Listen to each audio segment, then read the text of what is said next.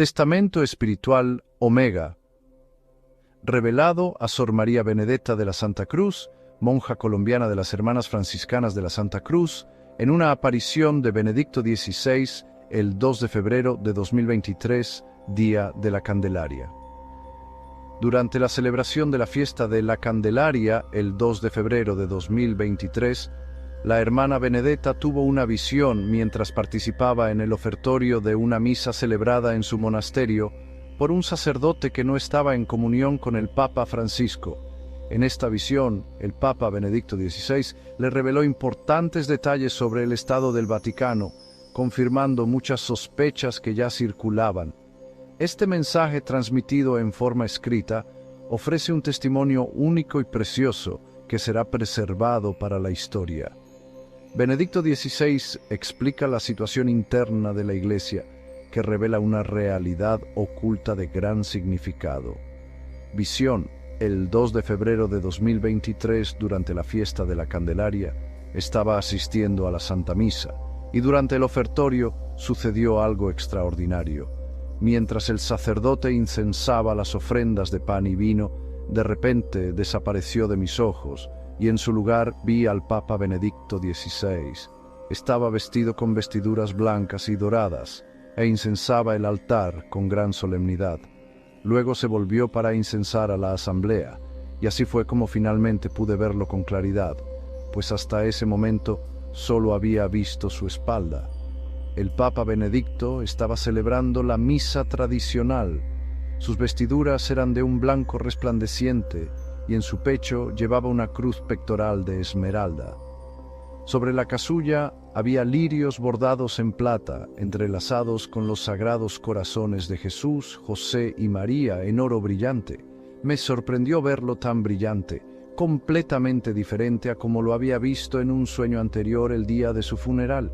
Luego estaba vestido como un papa, pero sin esplendor, un hombre anciano, pero en esta visión se veía completamente diferente, lleno de gloria, rejuvenecido, vigoroso. Todo en él brillaba, no solo su ropa, sino también su piel iluminada por una luz interior. Su rostro sereno era el de una persona joven y al mismo tiempo madura.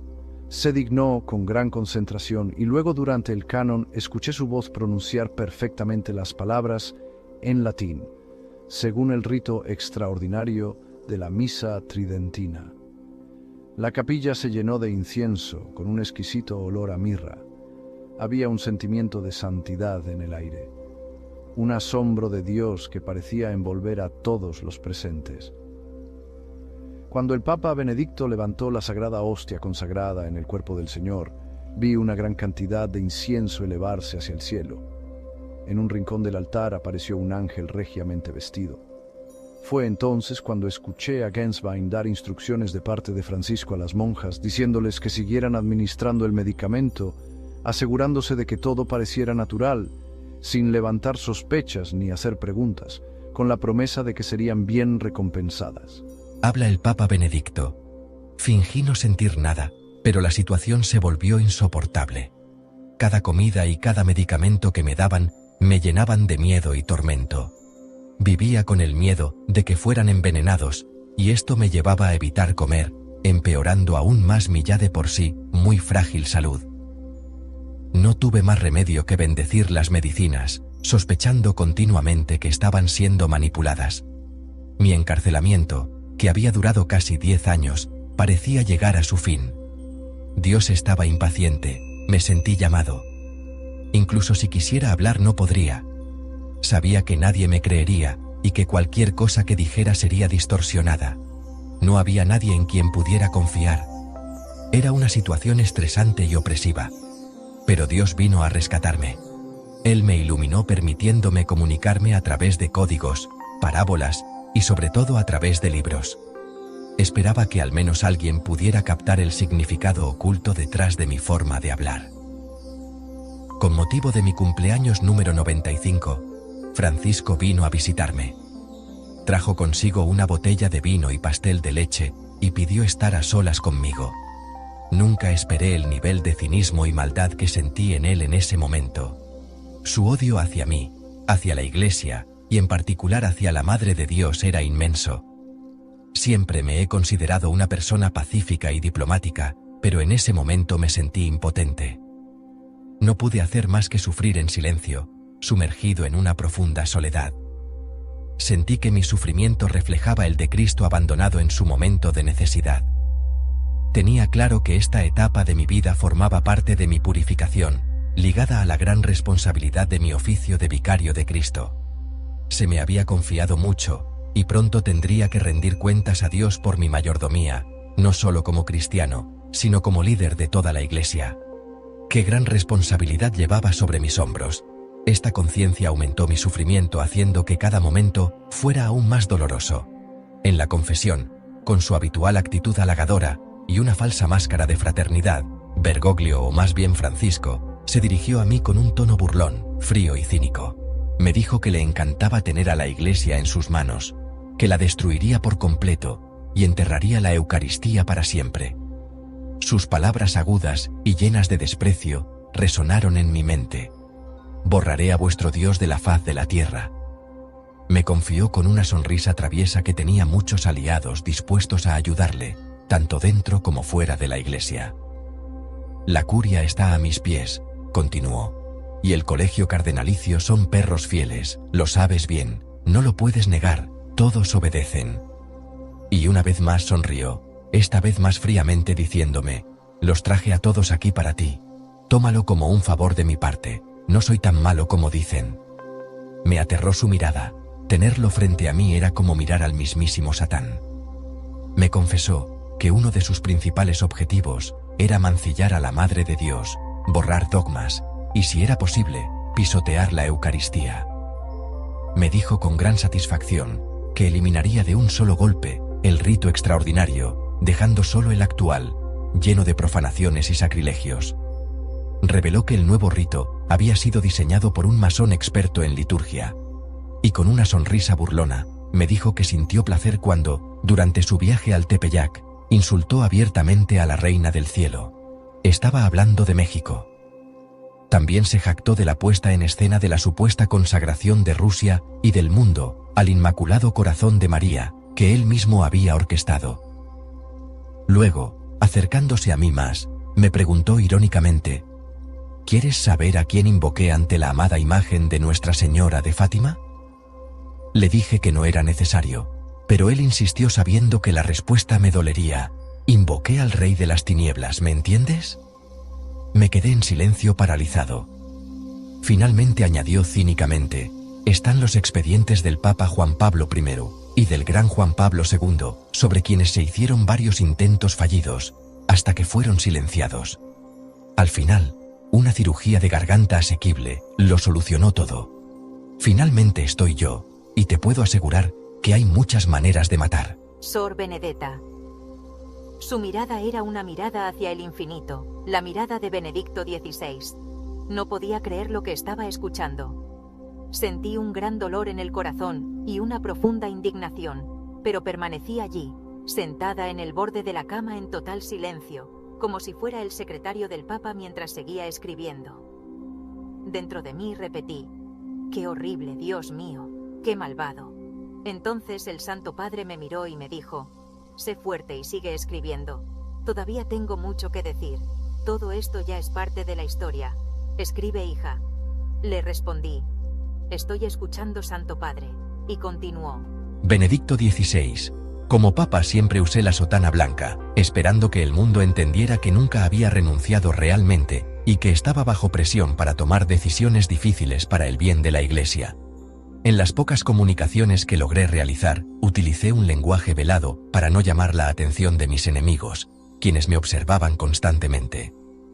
Tenía que tener mucho cuidado, mis enemigos eran muchos y usaban micrófonos por todas partes.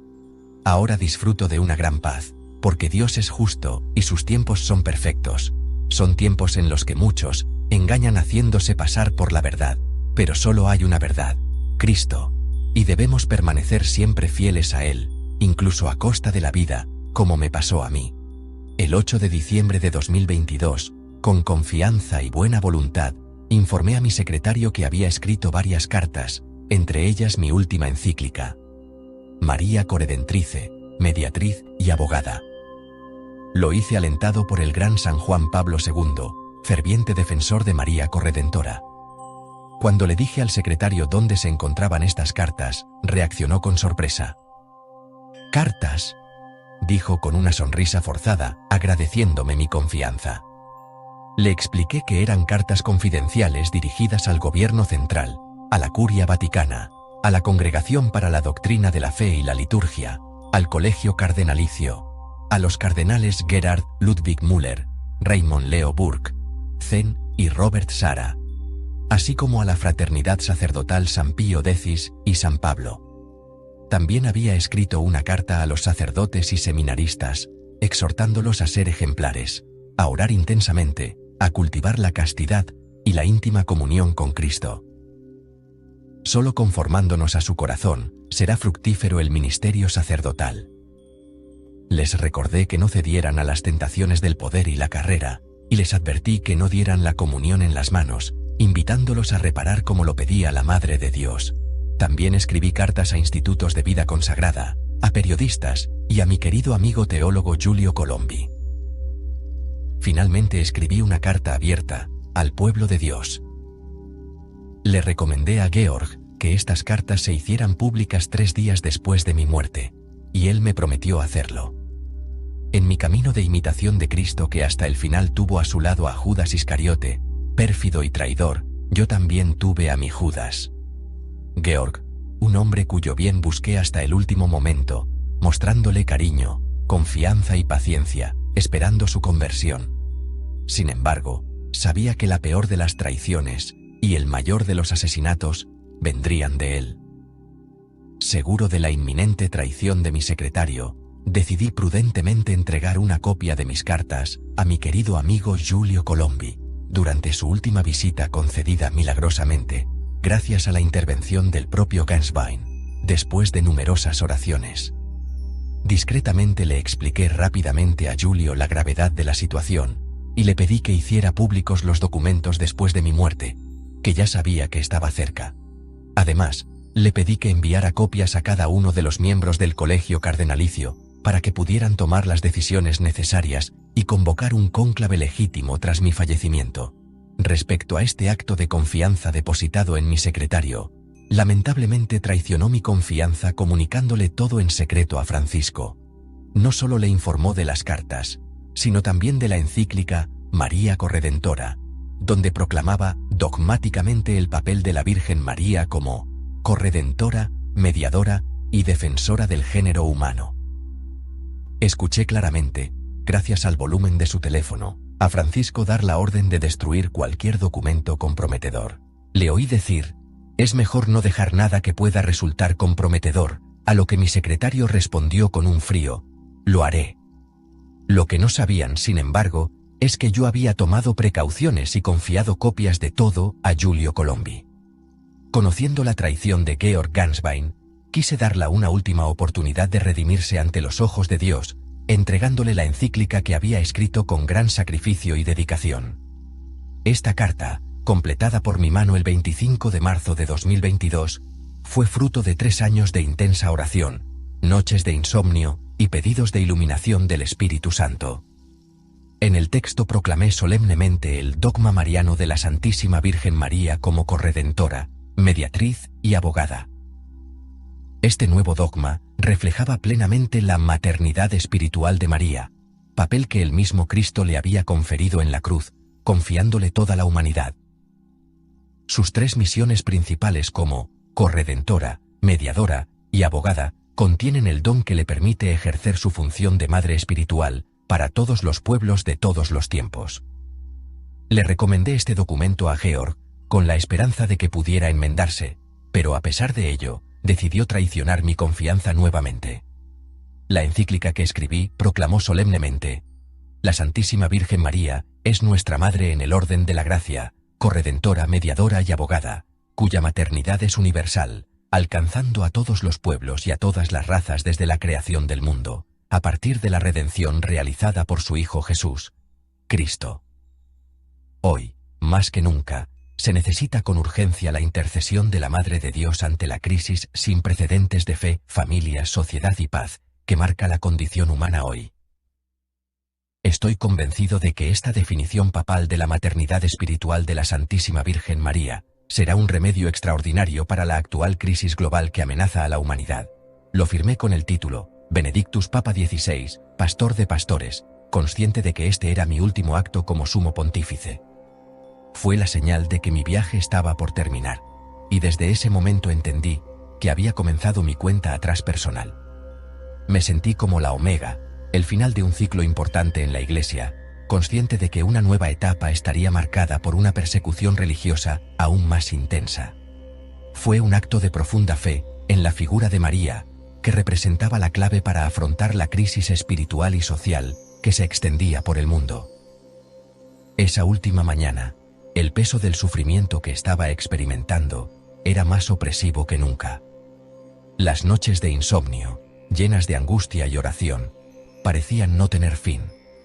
Estaba inmerso en el conocimiento de que la Iglesia estaba atravesando una crisis sin precedentes, una crisis que me conmovió profundamente, pero también sabía que Dios tendría la última palabra. A pesar de todo, mi corazón estaba atormentado por la confesión de Francisco que me consumía por dentro. Me vi obligado a guardar silencio debido al secreto sacramental, y esto agravó la sensación de aislamiento e impotencia que sentía. Mientras rezaba el rosario, sentí la presencia de la Virgen María Corredentora, mi fiel compañera, en aquel exilio interior. Ella, que había acompañado a su hijo hasta el pie de la cruz, era ahora mi fuerza en aquellos momentos de agonía. Rezar el rosario me dio una especie de paz y consuelo, aunque sabía que pronto llegaría el momento de mi partida. Esa mañana Hanswein entró en mi habitación pensando que estaba dormido, tal vez pensando que me había estado engañando todo este tiempo, pero no fue así. Estaba completamente despierto, inmerso en la oración, esperando con paciencia y fe la voluntad de Dios, sabiendo que todo se revelaría a su debido tiempo. Georg se acercó a mí y me dijo: «Santidad, ¿no puedes dormir? Tengo que darte este medicamento».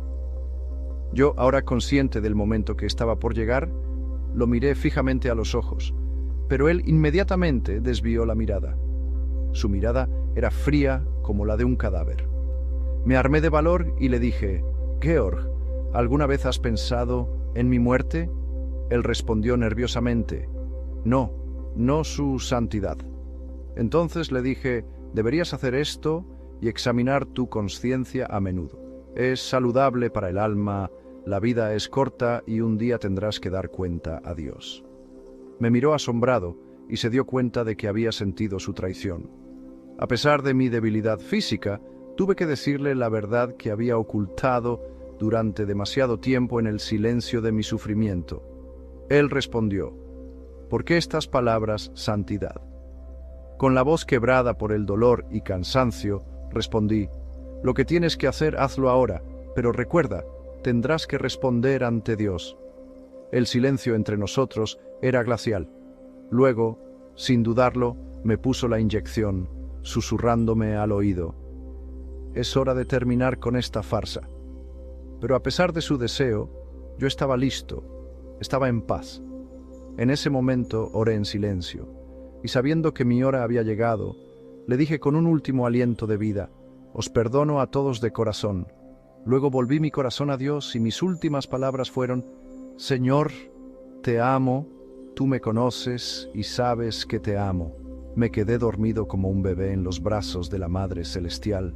A lo largo de mi doloroso pontificado, tanto en los 8 años de práctica activa como en los casi 10 años de actividad contemplativa, he sido objeto de duras críticas y humillaciones.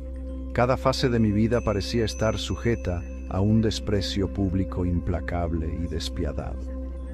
Sin embargo, de todas las humillaciones que he sufrido, la que más me dolió ocurrió en Berlín, cuando mis propios hermanos en la fe, obispos y cardenales alemanes, se negaron a saludarme. Este rechazo por parte de mis compatriotas, los miembros de la Iglesia, fue un golpe profundo, una traición amarga que todavía hoy siento en mi corazón. Sin embargo, una de las mayores humillaciones no se produjo durante mi pontificado activo, sino el día de mi funeral. Aquellos que me habían atormentado en vida, mis verdugos, manifestaron su presencia de manera silenciosa, pero tan dolorosa, que incluso en el momento de mi eterno descanso pude percibir la sombra de su hostilidad. Cuando el 19 de abril de 2005 acepté el ministerio petrino, me encomendé completamente a la voluntad de Dios. Incluso en ese momento de incertidumbre, resonaron en mi mente palabras de profunda fe. Señor, ¿por qué me pides esto? ¿Y qué me pides? Es una pesada carga la que habéis puesto sobre mis hombros, pero si me lo pedís, a vuestra palabra echaré mis redes. En esas palabras encontré mi fuerza y continué. A pesar de todas mis debilidades, confiaba en que Él siempre me guiaría. Aunque mi corazón sufría, siempre mantuve mi confianza en Dios, sabiendo que mis tribulaciones eran solo un fragmento de lo que Él había previsto para el cumplimiento de su plan. Al final de mi vida, puedo decir con confianza que el Señor siempre me ha guiado. Él estuvo cerca de mí, incluso en los momentos más difíciles, y podía sentir su presencia a diario. Viví momentos de alegría y luz que me dieron fuerza y esperanza, pero también atravesé tormentas como todos los discípulos de Cristo en la historia de la Iglesia. Muchas veces me he sentido como San Pedro y los demás apóstoles en la barca en el lago de Galilea. Eran días soleados con ligera brisa, en los que la pesca era abundante y el viaje parecía más fácil. Pero también hubo momentos en que las aguas estaban turbulentas y el viento en contra dificultaba la navegación. En esos momentos el Señor parecía estar dormido, pero sabía que siempre estaba ahí, en el mismo barco. Siempre he tenido la certeza de que la barca de la Iglesia no es mía ni nuestra, sino que pertenece a Él. Él nunca la ha dejado hundirse ni la abandonará, y esta ha sido mi fortaleza durante mi pontificado, saber que el Señor guía a su Iglesia, incluso a través de hombres imperfectos como yo. Ninguna tormenta, ninguna dificultad podrá jamás nublar esta certeza. Hoy mi corazón está lleno de gratitud hacia Dios. Él nunca ha dejado de brindar su consuelo, su luz y su amor, ni a mí, ni a toda la Iglesia. Incluso en el dolor y las pruebas fui sostenido por la fe, seguro de que el Señor camina con nosotros y nunca nos deja solos. Os he amado a todos y cada uno de vosotros, sin distinción, con la caridad pastoral que todo pastor, especialmente el obispo de Roma, debe tener en su corazón. Cada día os he llevado en mis oraciones con corazón de Padre, y deseo que mi saludo y agradecimiento lleguen a todos sin excepción. Al final de mi carrera terrena, puedo decirles con certeza que el Papa nunca ha estado solo. El Señor ha estado conmigo en todo momento. Trabajó conmigo, se regocijó conmigo y lloró conmigo, viviendo cada momento de mi pontificado. Mi sí a Dios fue un abandono total a su voluntad y a su obra redentora. Nunca abandoné la cruz, a pesar de lo que algunos puedan pensar. Seguí estando al lado del Señor, de una manera nueva, como María al pie de la cruz, firme en la fe y en el servicio hasta el final. Mi amor por la Iglesia y por cada uno de ustedes estaba arraigado en el Inmaculado Corazón de María, y cada decisión, cada esfuerzo fue vivido en su abrazo maternal.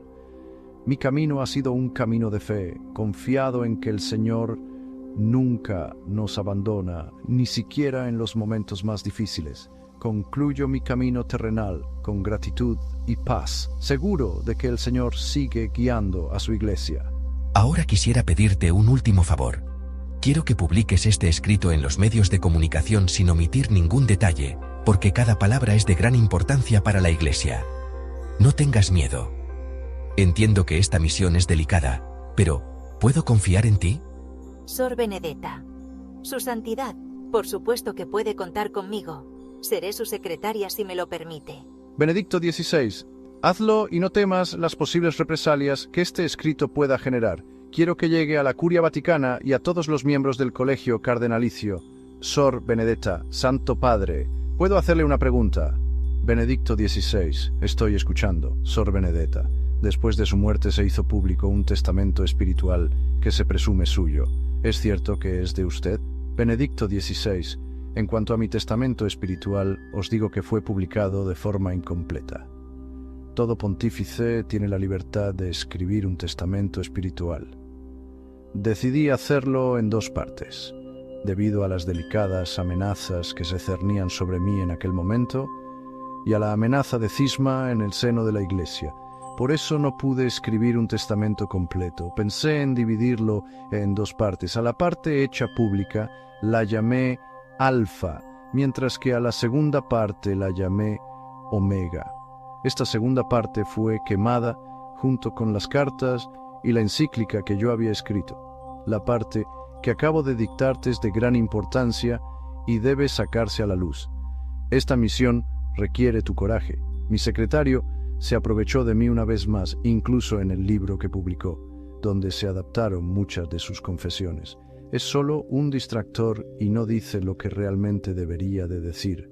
Pero ahora esto es irrelevante, ya que mi verdadera voluntad es más que un simple documento, es la que te acabo de dictar y te la dejo a ti, que has sido secretaria del Señor y ahora también la mía. Antes de concluir, quisiera enviar un mensaje de fe a todas las comunidades religiosas. Vosotros, que colaboráis en la vida y misión de la Iglesia en el mundo, estáis invitados a alimentar una fe que ilumine vuestra vocación. Vuestra vida debe convertirse en un signo de contradicción en un mundo cada vez más alejado de Dios y de su amor, un mundo sin esperanza. Vestíos, oh frágiles niñas de Jesucristo, con las armas de la luz, como exhorta San Pablo, permaneciendo siempre vigilantes. Recordad que la alegría de la vida consagrada pasa por la participación en la cruz de Cristo, como lo fue para María Corredentora. En esta fiesta de la Candelaria, deseo que en vosotros sea vivida, testimoniada y proclamada la buena nueva, resplandeciendo como palabra de verdad. Vosotros sois los pararrayos de la Iglesia. Permaneced firmes al pie de la cruz junto con María, Madre de Dios. Di a todos los que están con Dios: me voy, pero permanezco, acompañando a la Iglesia en su purificación hasta el Calvario, para que sea embellecida con la misma gloria del esposo. Queridos amigos, Dios guía y sostiene siempre a su Iglesia, especialmente en los momentos difíciles. No perdáis nunca de vista esta fe, única luz verdadera en el camino de la Iglesia y del mundo. Tened siempre la gozosa certeza de que el Señor está a nuestro lado, junto a nosotros, no nos abandona y nos colma de su amor. Invoco la protección constante de María Corredentora y de los apóstoles San Pedro y San Pablo sobre toda la Iglesia. Imparto afectuosamente la bendición apostólica Pater et Filius et Spiritus Sanctus. Amén. La petición de Benedicto XVI es hacer público este escrito, para que la Curia Vaticana y el Colegio Cardenalicio estén informados. La autenticidad del testamento póstumo del Papa Benedicto XVI, fallecido en diciembre de 2022, debe ser evaluada por cualquiera que lo lea. En él se revelan hechos espantosos y malvados, pero también es un testimonio de fe heroica en Jesucristo, único Redentor que nos invita a imitarlo. El Papa Benedicto se refiere al Mysterium Iniquitatis, indicando que después de su muerte esta iniquidad se afianzará. Con su testimonio nos prepara para la batalla final entre el bien y el mal, que culminará con el triunfo de los elegidos y del Inmaculado Corazón de María.